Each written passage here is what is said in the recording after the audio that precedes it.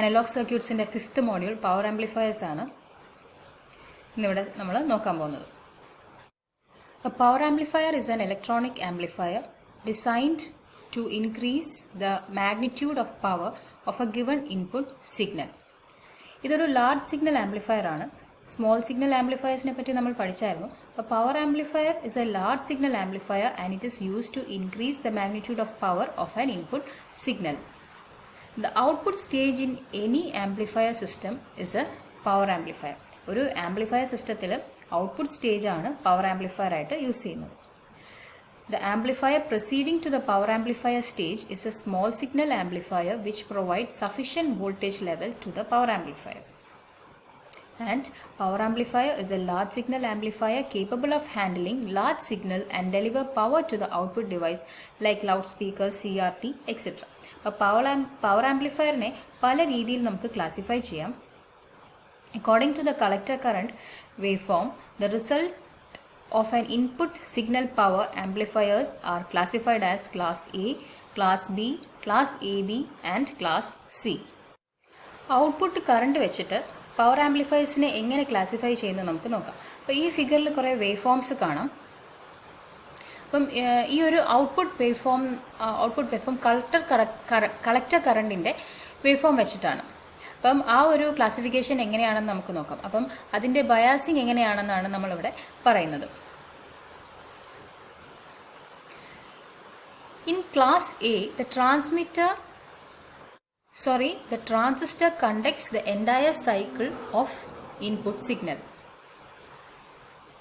നമുക്ക് ആ ഗ്രാഫിൽ നോക്കാം.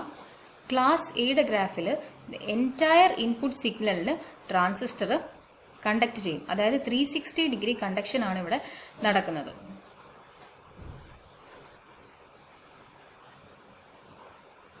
So the output is the replica of the input signal.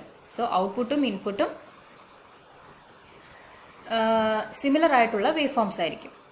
Okay, അപ്പോൾ ഡോട്ടഡ് ലൈൻസ് ആണ് ഇൻപുട്ട് കാണിച്ചിരിക്കുന്നത്, ആ റെഡ് ലൈൻ ആണ് ഔട്ട്പുട്ട് കാണിച്ചിരിക്കുന്നത്. ഇനി അതിൻ്റെ ബയാസിങ്ങിനെ കുറിച്ച് പറയുകയാണ്. Class A operation is achieved when the Q point is selected near the center of the DC load line. DC load line ഒക്കെ വരയ്ക്കാൻ നമ്മൾ നേരത്തെ പഠിച്ചായിരുന്നു. ഒരു ട്രാൻസിസ്റ്ററിൻ്റെ ക്യൂ പോയിന്റ് എന്ന് പറയുന്നത് ലോഡ് ലൈൻ്റെ സെൻട്രൽ അല്ലെങ്കിൽ ലീനിയർ റീജിയൻ അല്ലെങ്കിൽ ആക്റ്റീവ് റീജിയൻ്റെ സെൻറ്ററിൽ ആയിരിക്കണം എന്നാണ് നമ്മൾ പഠിച്ചത്. അതായത് ആംപ്ലിഫിക്കേഷൻ റീജിയൻ എന്ന് പറയുന്നത്. ഓക്കെ, അതിനെയാണ് ആംപ്ലിഫിക്കേഷൻ റീജിയൻ എന്ന് പറയുന്നത്. So it is biased under the centre of the DC load line or linear region or active region. So the current flows for the full cycle of the input signal and the distortion is very low.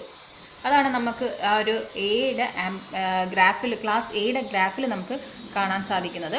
ഇവിടെ distortion കുറവാണ്, കാരണം ഇതൊരു exact replica of the input signal ആണ്. അതുകൊണ്ടാണ് ഇവിടെ നമ്മൾ പറയുന്നത് distortion വളരെ കുറവാണെന്ന്. അപ്പോൾ ഇതാണ് ക്ലാസ് എയുടെ ഫീച്ചേഴ്സ്. ഇവിടുത്തെ ഡിസഡ്വാൻറ്റേജ് എന്ന് പറയുന്നത് എഫിഷ്യൻസി വളരെ കുറവാണെന്നുള്ളതാണ്. They are used in voltage amplifiers. ഇതൊക്കെയാണ് ക്ലാസ് എയുടെ പോയിന്റ്സ്. അതിൻ്റെ ക്യൂ പോയിന്റ് എവിടെയാണ് ഫിക്സ് ചെയ്യുന്നത്, അതിൻ്റെ വേവ് ഫോം എങ്ങനെയാണ് വരയ്ക്കുന്നത്, ഡിസ്റ്റോർഷൻ എങ്ങനെയാണ്, എഫിഷ്യൻസി എങ്ങനെയാണ്, ആപ്ലിക്കേഷൻ എന്താണ്.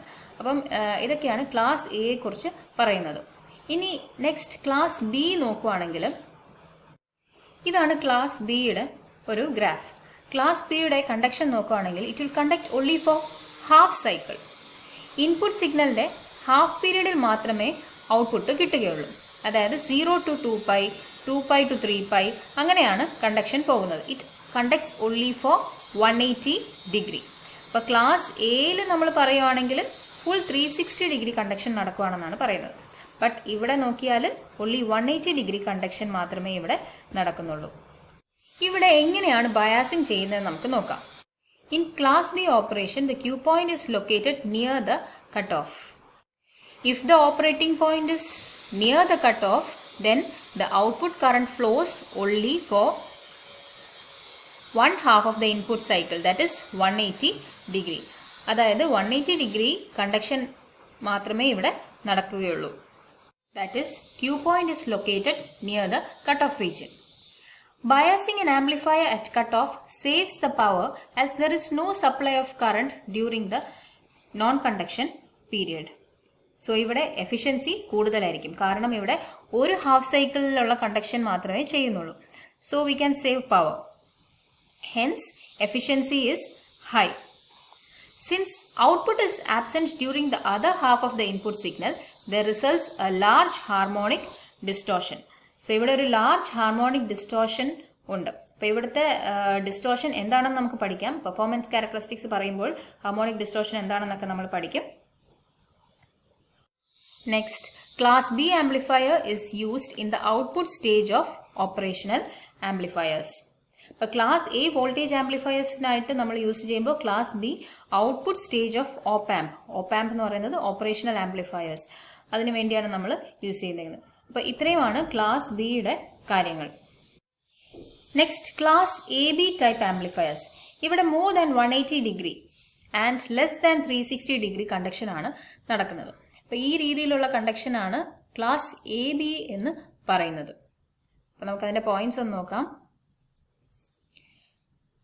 An intermediate class between A and B in class AB when the transistor is biased between class A and B operation.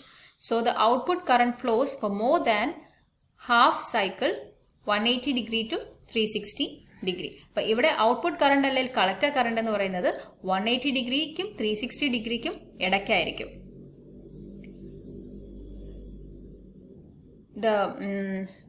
പെർഫോമൻസും ക്ലാസ് എയുടെയും ബിയുടെയും നടുക്കായിരിക്കും. അതുകൊണ്ടാണ് അതിനെ ക്ലാസ് എ ബി എന്ന് പറയുന്നത്.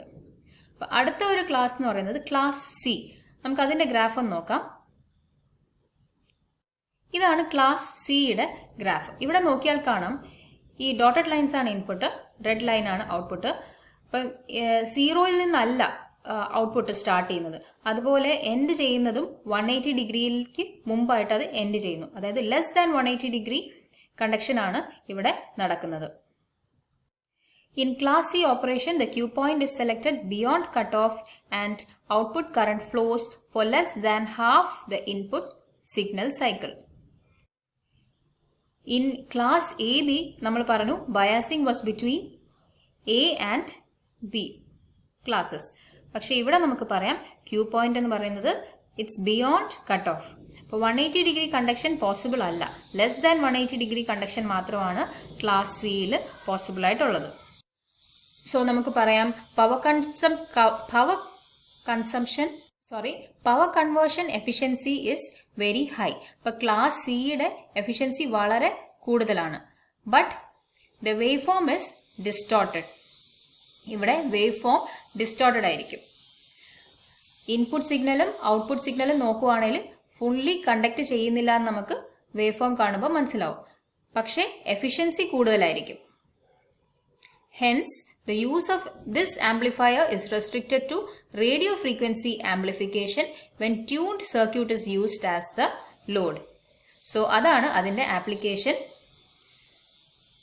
restricted to radio frequency amplification when tuned circuit is used as the load. ഇപ്പോൾ class സിയുടെ application നമ്മൾ കണ്ടു. ഇപ്പോൾ class A, class B, class A B, class C, ഇതിനെയൊക്കെ ലീനിയർ ആംപ്ലിഫയേഴ്സ് ആയിട്ട് നമുക്ക് ക്ലാസിഫൈ ചെയ്യാം. Class A, B, AB and C amplifiers are linear amplifiers. ഇത് കൂടാതെ DS എന്ന് പറഞ്ഞ് 2 ആംപ്ലിഫയേഴ്സ് ഉണ്ട്. Such amplifiers are not ഇതിനെക്കുറിച്ചാണ് പറയുന്നത്. Such amplifiers are not used to amplify frequency modulated signals. Instead, non-linear amplifiers such as class D and class S power amplifiers are used. So frequency modulation linear amplifiers use ചെയ്യാൻ പറ്റില്ല. So അവിടെ non linear amplifiers ആണ് use ചെയ്യുന്നത്. Non linear amplifiers എന്ന് പറയുമ്പോൾ class D and class S ആണ് അവിടെ use ചെയ്യുന്നത്. അടുത്തത് ക്ലാസ് ഡി ആംപ്ലിഫയേഴ്സ് നോക്കാം. ക്ലാസ് ഡി ആംപ്ലിഫയേഴ്സ് എന്ന് പറഞ്ഞാൽ it act as an ideal switch. So അതിന് 2 പോസിബിൾ വാല്യൂസ് ആണ് ഉള്ളത്. ഒരെണ്ണം VCC, അതായത് ഹൈ വാല്യൂ അല്ലെങ്കിൽ ലോ വാല്യൂ സ്വിച്ച് ആണ്. സോ ഹൈ അല്ലെങ്കിൽ ലോ, അതായത് VCC അല്ലെങ്കിൽ 0 വോൾട്ട്. സോ എഫിഷ്യൻസി വളരെ കൂടുതലായിരിക്കും. Efficiency of class D is 100%. അതായത് 100% ആയിരിക്കും ക്ലാസ് ഡിയുടെ എഫിഷ്യൻസി എന്ന് പറയുന്നത്. Class D amplifier will not respond to changes in amplitude of a signal and hence they cannot be used to amplify an AM signal. അതായത് class ഡിക്ക് AM signal amplify ചെയ്യാൻ പറ്റില്ല.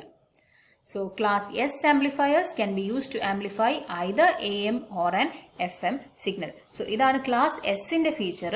So linear ആംപ്ലിഫയേഴ്സിൻ്റെയും non linear ആംപ്ലിഫയേഴ്സിൻ്റെയും general ആയിട്ടുള്ള basics നമ്മൾ discuss ചെയ്ത് കഴിഞ്ഞു.